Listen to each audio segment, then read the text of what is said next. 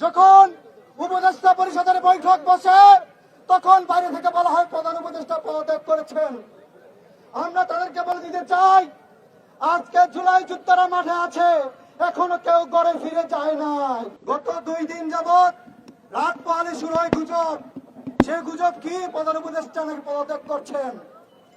আজ দুপুরে আমরা দেখতে পেরেছি, যখন উপদেষ্টা পরিষদের বৈঠক বসে তখন বাইরে থেকে বলা হয় প্রধান উপদেষ্টা পদত্যাগ করেছেন।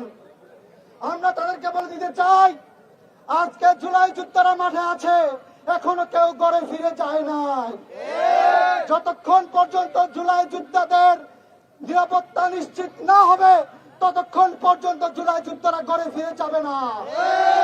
আমরা স্পষ্ট করে বলতে চাই, যারা নির্বাচন করছেন, যারা ক্ষমতার দাপট দেখাচ্ছেন, এই দাপট থাকবে না। শেখ হাসিনাকে দেখেছেন 15 বছর কি করেছে, টিকতে পারে নাই। আপনারা 9 মাস কিভাবে টিকবেন? এত সহজ না। আমরা গত 20 তারিখ আলটিমেটাম দিয়েছিলাম। গত 20 তারিখ প্রেস ক্লাব থেকে বলেছি, আগামী 31 মে, তারিখটা আবার স্মরণ করাই দিচ্ছি, আগামী 31 মের মধ্যে যদি দোষর মুক্ত সচিবালয় না করা হয় তাহলে জুলাই ঐক্যের মাধ্যমে পুরো সচিবালয় ঘেরাও কর্মসূচি দেওয়া হবে।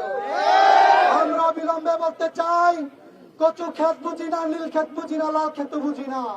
আমরা বুঝি বাংলাদেশ। বাংলাদেশের পক্ষে আছেন, আমরা আপনাদের পক্ষে আছি। বাংলাদেশের পক্ষে নাই, আমরাও নাই। আমরা স্পষ্ট করে বলতে চাই, অতি দ্রুত জুলাই ঘোষণাপত্র দিন।